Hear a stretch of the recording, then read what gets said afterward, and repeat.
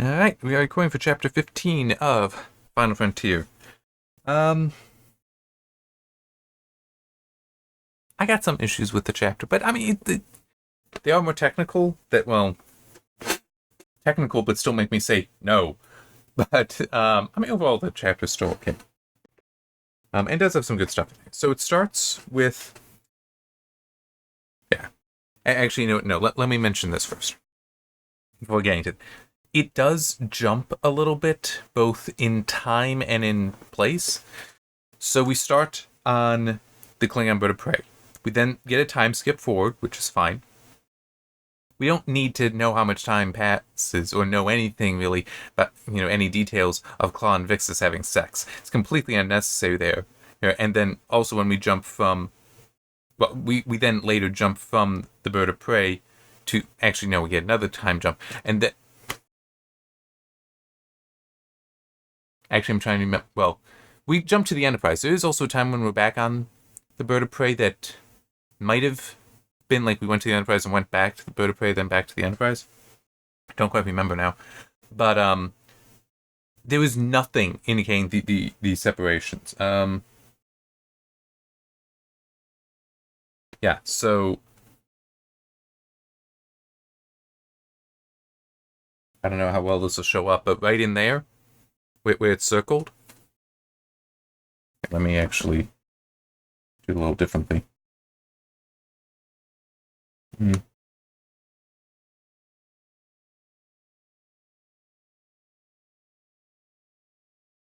Okay, see that line? Come on.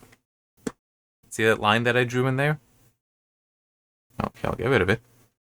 That was separating two paragraphs, and that's it. That's how we go from bird of prey to the Enterprise, just like that. That there's no separation there. But previously in the book, we did have spots where it would include, some kind of dinkus or whatever, just to tell you that is yes, dinkus with a K. To indicate that there was some sort of jump. No, not here, and I don't know why. That is not correct, especially since we already have this here. It is something that I'm trying to remember, because I know that's one of those things that I have tried to improve upon with my own writing, as for, mainly a script that I have for being able to read it in the Word document and putting it into LaTeX and HTML. I think I did put it in there. I don't quite remember. Anyway, no, I might not have. But it's still something, and it is something I should put in there, should try to have in there. But I also typically do not write with non-linear jumps, as I guess is a way to put it, I think. In that there's always, like, from how somebody is talking, a bridge, or it is at a chapter point. So it's, I think a lot of the times how I write, it isn't an issue. It might be. Maybe it is. I'm just remembering the times that it is. But no, it is one of those things where there is actually a way to do this. It has been shown earlier in the book. Even if it is just putting an extra line in there, it's still something to separate. It should be there. I'm not sure why it's not. Anyway, let's get to these highlights. Yes, this is Vixis talking. More talking to Claw. She is gone to his quarters. Morek is concerned that Okrana will be destroyed when we enter the Great Barrier. She paused. When we enter the Great Barrier, she paused. It is a valid fear. He sent me here to distract you, at which point he intends to strike. I've no doubt he means to kill me as well and then take command himself. I like that this is what she did. It makes perfect sense. It's exactly what I believe that she would do previously, which was Claw might be mad, but Morek is actually a bad guy. So it's like, yeah, I'd rather work with Claw to get rid of Morek. And wait, where is it even? Somewhere. Well, she does reflect on that basically. If Claw has to die, it's going to be by her hands. Certainly not by Morek. And it's like, yep, I appreciate that. And she even does. I mean, it is a valid fear. She is telling Claw, I am disagreeing with you. But it is I'm disagreeing with you, not that dude just wants power and is going to kill you and probably me as well to achieve it. And there's kind of a reason behind him doing this. Okay. But then we get, well, Claw's like, you have passed the tests. And I don't really care for this, but he swiveled the monitor so that Vixus could see the graphic on the screen. A representation of the Enterprise, enclosed inside a fantastic web of glowing filaments that formed miniature dodecahedrons, all fitted together in several complex layers. The Enterprise's shields, Vixus remarked, gazing at the screen in wonder. Their structure was unlike that of any shields that she had ever seen. Somehow Claw had used Ochrono's sensors to gain access to them. In a flash, she understood Claw's motives. She knew that he had behaved irrationally in order to test the crew. That he had forced Morak to reveal his disloyalty in order to be rid of him legitimately, without giving Morak's relatives cause to seek vengeance. I got a couple issues here. One is the technical thing about how the shields actually work, but that also, there's a little bit more on that to come, so I can hold that back. The other is, Claw has not demonstrated the rationality here that's being given to him here. It's like, no, I think he actually was acting irrationally before. That was his true character.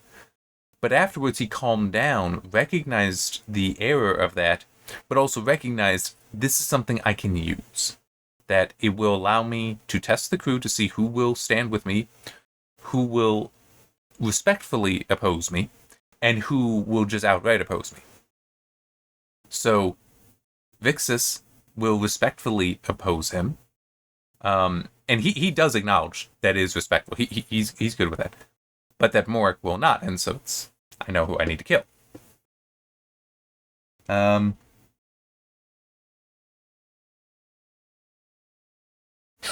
Yeah, so how do we know the shields will hold? Enterprise will enter the barrier first, Claw said firmly. If she's destroyed, we will turn back. Vixus stared at the terminal in amazement. But Captain, how did I get past the security on the shield's structure? Claw finished for her. In their haste, the Enterprise crew neglected to affix the security code. Apparently they think they have discouraged us from following.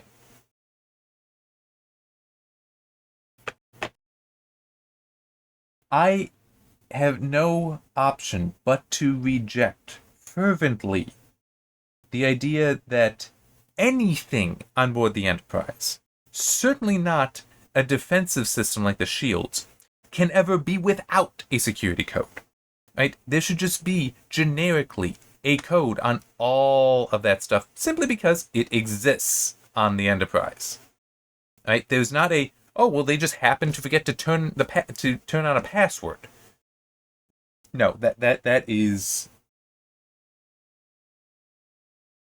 it is incredibly unreasonable. Also, this idea of this design that, they look like dodecahedrons, and later it's like, no, they're not. Okay, I mean, for one thing, that doesn't really work. Because the only way that makes sense is if you have a whole bunch of shield generators, and that's never been clear in any design for any movie or television show. It's been clear on how many shield generators they have, or shield emitters. They do have multiple. Typically, that is mentioned because you've got forward shields, aft shields, port and start. You do have those. Even dorsal shields, I believe, are mentioned at times. But never that they would be able to project specific shapes like this. That's nonsense. Now, what would make more sense is if it was something like Cybok has figured out a way to make them regenerative, so the energy, the radiation, is captured by the shields and actually directed as additional power into the shields themselves. That would be fine. It would also be about a century ahead of the first time I can remember regenerative shields being used, which is in Deep Space Nine.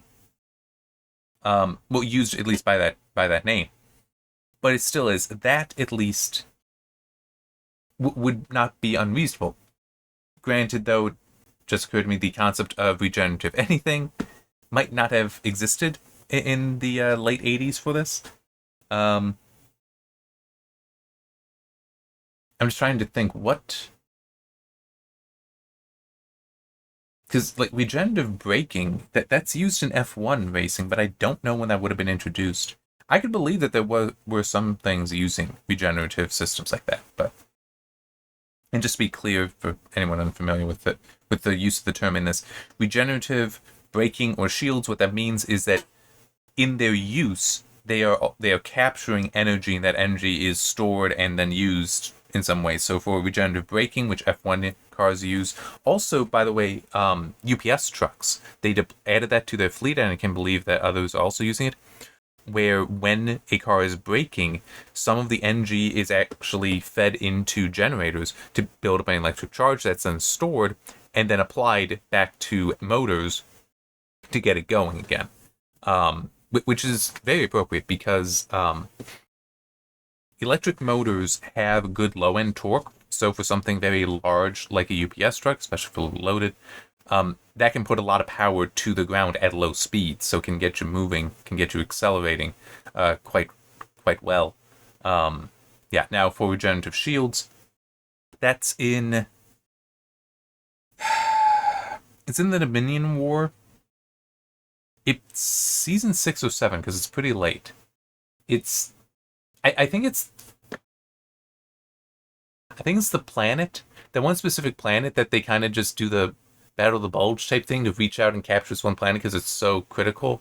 And the defenses there, the Cardassian weapon platforms, utilized regenerative shielding.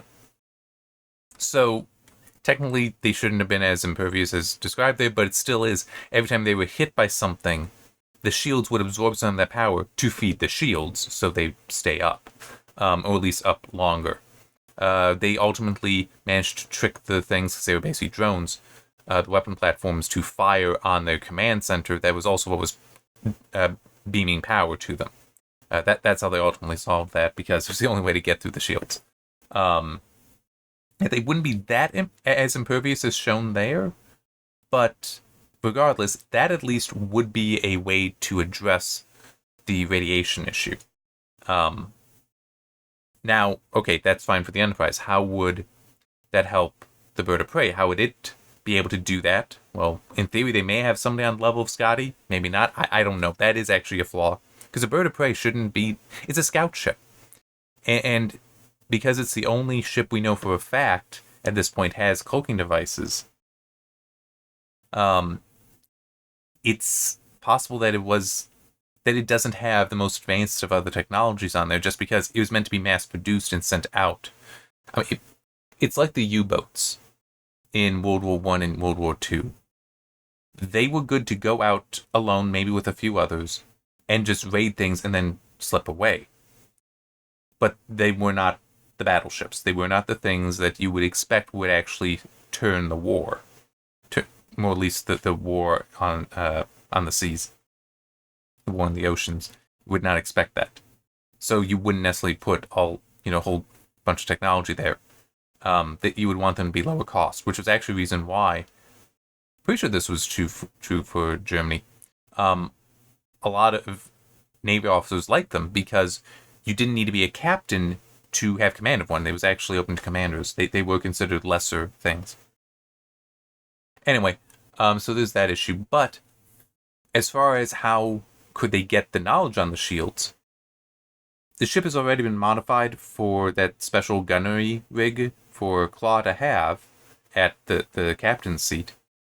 Why not also allow it to have more advanced sensors on there as like a prototype that, hey, this dude being able to have sensors that can pick up more information on a ship's shields, he can take advantage of it. He's our best gunner. That would make sense. So that way you can have them having the information on the Enterprise's shields in something that makes sense for what would be capable on this ship. The ability to reproduce that, I don't know, but it's still, it's like maybe able to do something. It also just occurred to me that technically Star Trek does have an issue of being able to recreate technologies. Although this is actually only about a decade later, now that I think about it, yeah.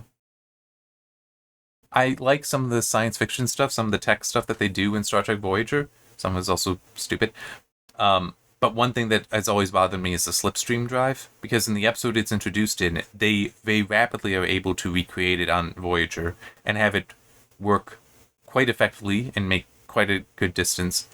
But then later, when they try to adapt it again to have it on the ship to get closer to Earth, to potentially make it all the way there, it fails dramatically. It's like, wait, you slapped it together without this issue when within days of first discovering the technology is even possible. But now after you've spent all this time trying to figure it out and implement it properly, you fail horribly? That's not how that's supposed to work. Anyway. Yeah.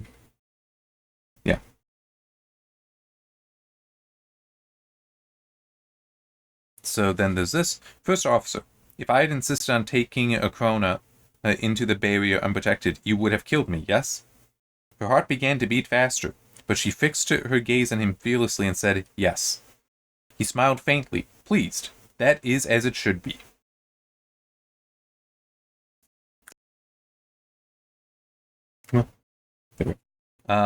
So, yeah, they then shortly after this have sex. She eventually wakes up. Morak has come into the room, and Larm is also going off to wake her. And what was Claw's plan for defeating Morak? Because he did have a plan for this. He just had another guy there, like outside the door, that would just, like, I don't know, maybe he's following Morak, or maybe he was just waiting up there. So when the alarm goes off, pulls out phaser, shoots Morak, and it's like, good evening, good day, sir, good night, sir, and leaves. It's like, I was expecting something better. Like if Morak, like some sort of trap that if, Morak tries to force open the door without Claw giving permission, it would kill him, or something like that. I don't know. Something. Than just having a dude there to shoot him.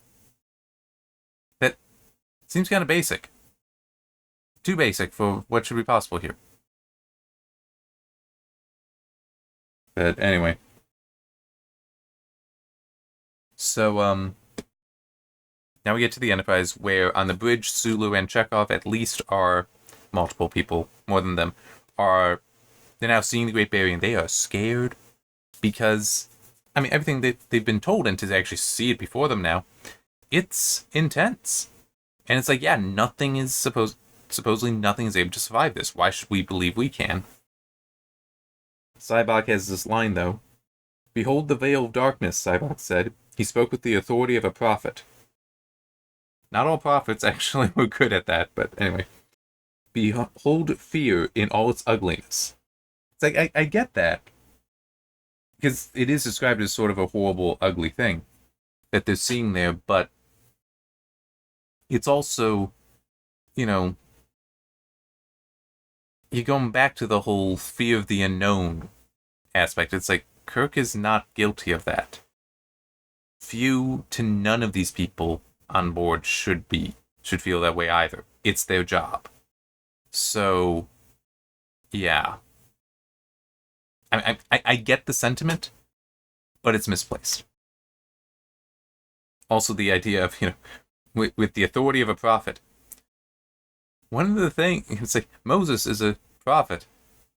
He was actually not very confident in himself. He did not always speak with great authority.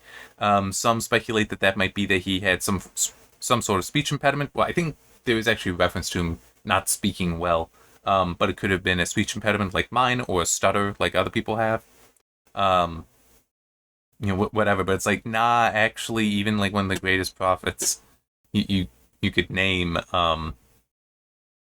did not necessarily have an authoritative voice, I should say. He still spoke with authority, but it's like he was even like, it's like, why would you pick me? There'd be better people than me, people who can speak better.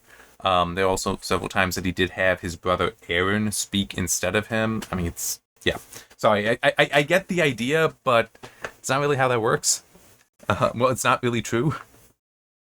And also, what do you do with a prophet like Jonah, who is told, here's your mission, go do it, and he ran the other way? And then even when he does eventually get brought back, does this whole thing, and the people repent, he's like, Can he smite him anyway? It's like, yeah.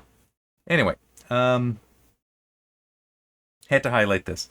In the midst of this serene spacescape, because once they pass through the barrier, they find that it's like the eye of a hurricane that's just calm inside and empty.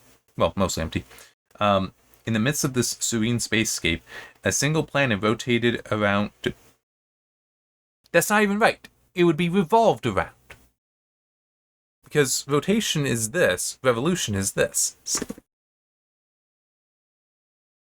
A single white dwarf star. Planet was touchingly beautiful as a dust cloud had been hideous. But around a single white dwarf star. That's the reason that I actually highlighted it. Is that a white dwarf star is about the size of a planet. It also doesn't produce energy, it's just cooling off. I mean, even ignoring the whole, there's supposed to be a whole lot of mass here, even ignoring that, it's still, this is not the thing that would be there. And also, I have to check. I'm pretty sure I'm right, but it's been long enough since I've had to use the words rotation, revolution in this way. I'm gonna check. Make sure I'm not an idiot.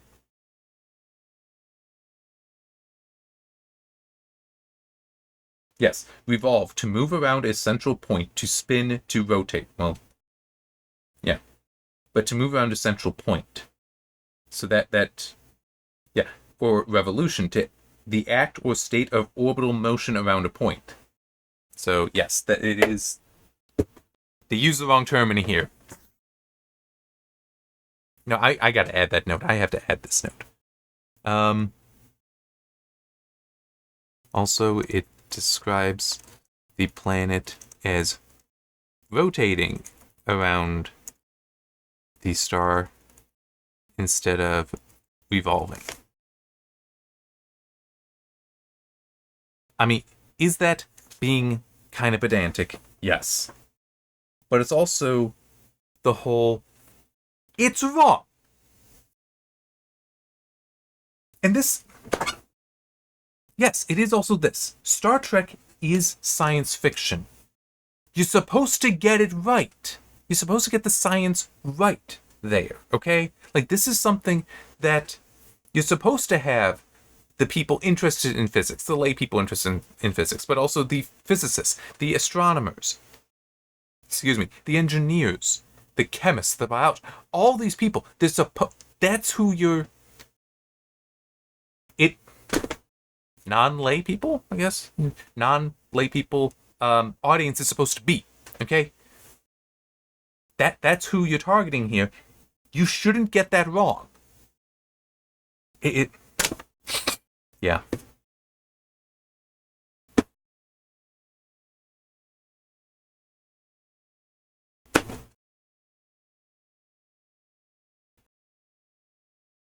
See you next time. It's just, I got nothing more to say. I might be able to rant some. I'm just gonna stop myself and say, see you next time and get to chapter 16.